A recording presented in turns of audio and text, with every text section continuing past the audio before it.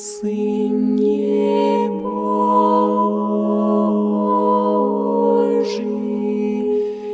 помилуй мя грешного.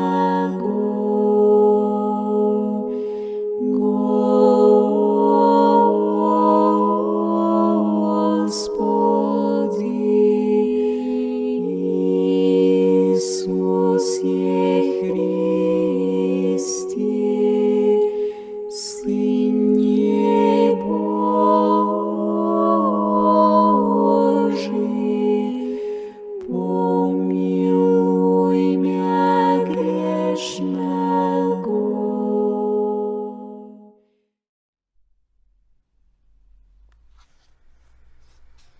As Moradas do Castelo Interior, por Santa Teresa d'Ávila. Tradução de Antônio Fernando Borges. 7ª impressão. Realizações Editora. Sextas Moradas, capítulo 8º. Para que possais ver claramente, irmãos, que é assim como vos estou dizendo, que quanto mais uma alma avançar, mais ela estará acompanhada por este bom Jesus. Será importante ressaltar que, quando Sua Majestade deseja, nada podemos a não ser andar sempre com Ele, como se pode ver pelas maneiras e modos com que Sua Majestade nos comunica e nos demonstra seu amor por nós, mediante algumas aparições e visões tão admiráveis.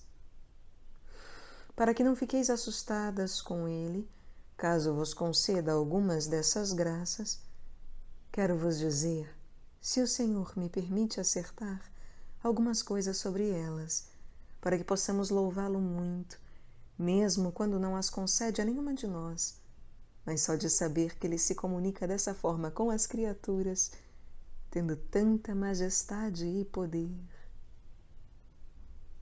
Acontece que, estando a alma distraída de que há de receber uma tal graça, sem jamais haver pensado em merecê-la, ela sente bem junto a si Jesus Cristo, nosso Senhor, ainda que não o veja com os olhos do corpo, nem com os da alma. Chamam a isto de visão intelectual. Não sei porquê. Vi esta pessoa a quem Deus concedeu esta graça, junto com outras de que falarei adiante, aflita demais no princípio, porque não conseguia entender o que era aquilo, pois não havia, mas compreendia com toda clareza que era Jesus Cristo, nosso Senhor, quem estava manifestando-se a ela daquela forma, e disso ela não podia duvidar, quer dizer, de que aquela visão era real. Quanto a ser ou não de Deus, embora trouxesse grandes efeitos para que entendesse que de fato o era, ela ainda sentia medo e nunca tinha ouvido falar em visão intelectual, nem pensou que existisse algo desse tipo. Mas compreendia muito claramente que era este Senhor quem fala com ela muitas vezes da forma como expliquei aqui, pois, até que lhe concedesse esta graça de que estou falando, nunca havia quem lhe falasse, embora ela compreendesse as palavras.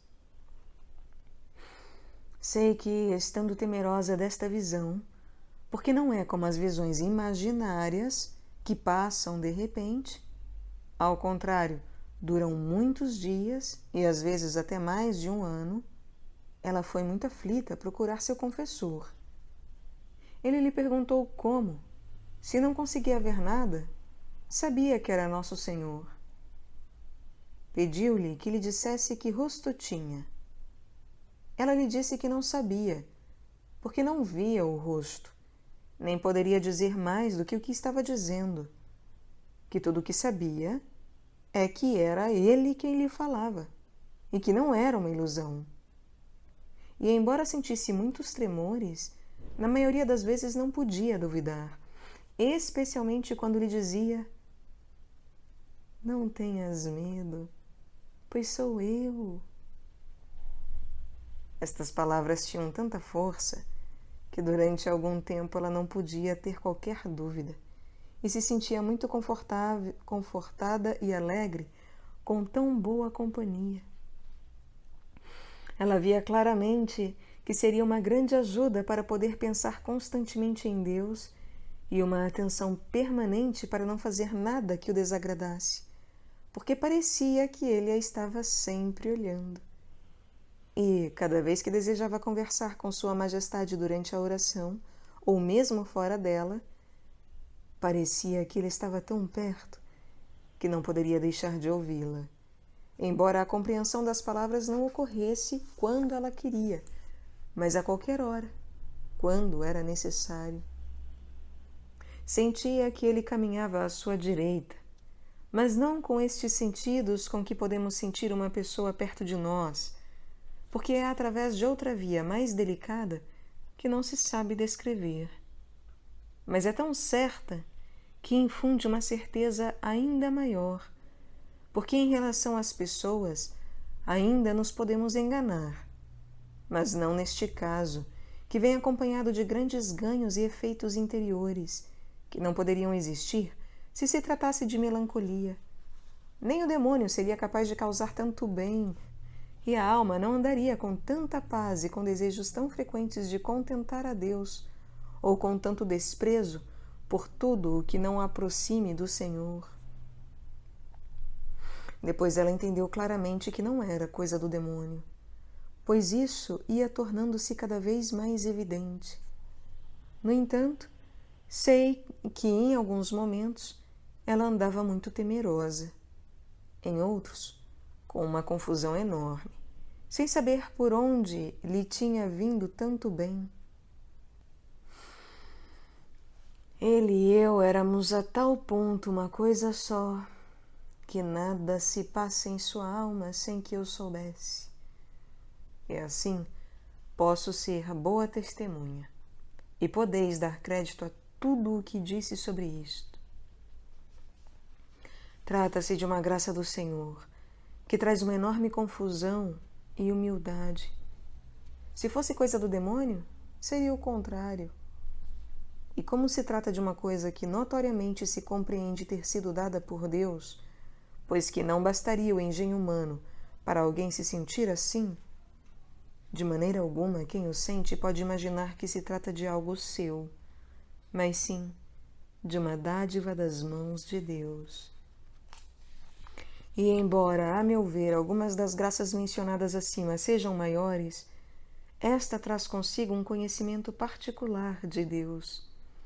E desta companhia tão contínua nasce um amor terníssimo por Sua Majestade e alguns desejos ainda maiores do que os mencionados aqui de entregar-se inteira a seu serviço, além de uma grande pureza de consciência, pois que esta presença que traz junto a si faz com que se preste atenção a tudo, porque, embora já saibamos que Deus está em tudo aquilo que fazemos, nossa natureza é de tal ordem que se descuida desses pensamentos, coisa que não se pode descuidar aqui, porque o Senhor que está junto, a ela a desperta. E, quanto às outras graças de que falei, elas se tornam muito frequentes, já que a alma anda quase sempre em exercício contínuo de amor com aquele que vê ou entende que está perto dela. Em suma, nos ganhos que obtém, a alma pode ver que aquela graça é imensa e digna de um enorme apreço, e ela agradece ao Senhor que lhe concede tanto, sem que se possa merecer, e que ela não trocaria por nenhum tesouro ou deleite da terra. E quando o Senhor decide tirar-lhe tal graça, sente uma enorme solidão. Mas nem todas as diligências possíveis de nada servem para voltar a ter aquela companhia que o Senhor concede quando quer e que não se pode adquirir. Algumas vezes é algum santo que a acompanha e traz também um grande proveito. Direis que, como não se vê, não dá para compreender que é Cristo, ou quando é um santo, ou sua mãe gloriosíssima. Isto a alma não saberá dizer, nem pode entender como entende isso. Apenas entende que sabe disso, com uma certeza imensa. Que o Senhor fale com ela parece-lhe mais fácil.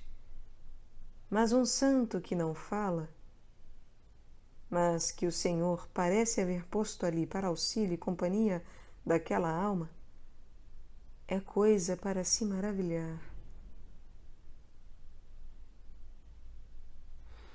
Assim acontece com outros favores espirituais, que não se podem exprimir, mas através deles compreendemos o quanto a nossa natureza é incapaz de entender as imensas grandezas de Deus, nem mesmo uma pequena parcela, mas que quem as receber, ao menos louve e admire Sua Majestade e lhe faça agradecimentos particulares, pois como não se trata de graças que se concedem a todos, deve-se estimar muito este dom e procurar prestar maiores serviços a Deus, já que de tantas maneiras Ele a auxilia. Disso decorre que não se sinta mais do que os outros por isso.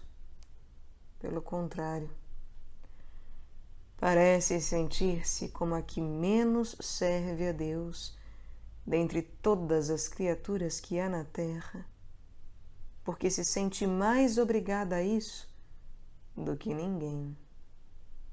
E qualquer falta que cometa traspassa suas entranhas, e com enorme razão.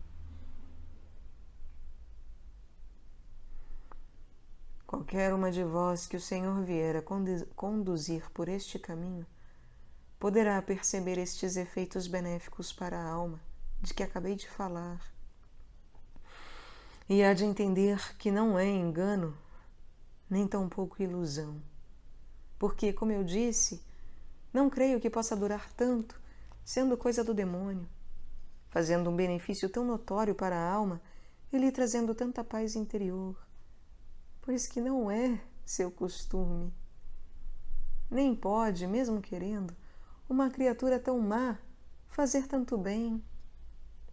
Logo, haveria algumas fumaças de estima própria e pensamentos de quem se sente melhor do que os outros. Mas esta condição da alma, de andar sempre tão unida a Deus e com o pensamento voltado para Ele, daria tanta raiva ao demônio que, mesmo que ele tentasse, não retornaria muitas vezes. E o Senhor é tão fiel que não permitirá que ele tome tantas liberdades com uma alma que só pretende agradar a Sua Majestade e colocar sua vida em favor de sua honra e glória. E logo ele ordenará que se desfaça o engano. Meu tema é, e será sempre, que Sua Majestade faz a alma sair ganhando, caso ela conserve presentes os efeitos deixados pelas graças de Deus. E, se permitir que o demônio alguma vez se atreva com ela, ele sairá correndo confuso. Por isso, filhas, se alguma de vós for por este caminho, como eu falei, não fique apavorada. É bom que exista o temor e que caminhai com mais atenção, e não confiadas em que, por sermos tão favorecidas, podeis descuidar-vos, pois isto será sinal de que não se trata de coisa que vem de Deus, caso não vos vejais com os efeitos de que falei aqui. No início, é bom que comuniqueis estas graças sob confissão a alguém muito letrado, pois de pessoas assim é que há de nos vir a luz, ou mesmo se houver alguma pessoa muito espiritual. Mas se essa espiritualidade não for grande, melhor dar preferência à pessoa letrada, e melhor ainda se tiver os dois aspectos. Se vos disserem que se trata de ilusão, não vos importeis, porque a fantasia não poderá fazer nem bem nem mal para a vossa alma. Encomendai-vos à divina majestade, para que não consinta que sejais enganadas. E se vos disserem que é coisa do demônio, será maior o sofrimento. Embora alguém muito letrado não vá dizer isto, levando em conta os efeitos de que falei aqui. Mas mesmo se disser, eu sei que o próprio Senhor, que anda convosco, há de vos consolar e dar segurança, e irá iluminando o confessor, para que ele vos ilumine. Caso seja uma pessoa que, embora tenha oração, o Senhor ainda não conduziu por esse caminho, logo se espantará e condenará. É por isso que vos aconselho que seja alguém muito letrado e, se for possível, também espiritual, e que a superiora dê permissão para tais consultas, porque mesmo estando segura da alma virtuosa da irmã, tem a obrigação de favorecer estes aconselhamentos, para que ambas se sintam seguras e que, depois de tratar com estas pessoas, a alma se aquete e não ande mais falando sobre isto, porque algumas vezes, sem haver o que temer, o demônio infunde alguns temores tão demasiados que forçam a alma a não se contentar de uma só vez, especialmente se o confessor tiver pouca experiência e demonstrar medo. Ele a fará buscar outros pareceres, vendo-se assim a tornar público aquilo que por razão deveria estar bem secreto, e ficando a alma a se sentir perseguida e atormentada. Porque quando pensa que aquilo se mantém secreto, ei-la que o vê tornado público. E daí sucedem muitas coisas sofridas para ela, e poderiam suceder para a ordem, segundo andam estes tempos. Portanto, é necessário grande prudência em tudo isto, e eu recomendo muito às superioras. E que ninguém pense que por receber semelhantes graças, uma irmã é melhor do que as outras. O Senhor conduz a cada uma como vê que é necessário. Tais mercês levam a alma a se tornar grande serva de Deus, caso ela ajude. Mas às vezes Deus conduz por este caminho as mais fracas, e assim não há motivo para aprovar nem condenar, mas para se considerar as virtudes, de modo a ter por mais santa aquela que servir a nosso Senhor com mais mortificação, humildade e pureza de consciência. Embora a certeza não se possa ter nem conhecer aqui, até que o verdadeiro juiz dê a cada um o que merece. Lá ficaremos espantados de ver o quanto seu juízo é diferente daquilo que conseguimos compreender aqui. Para sempre seja louvado. Amém.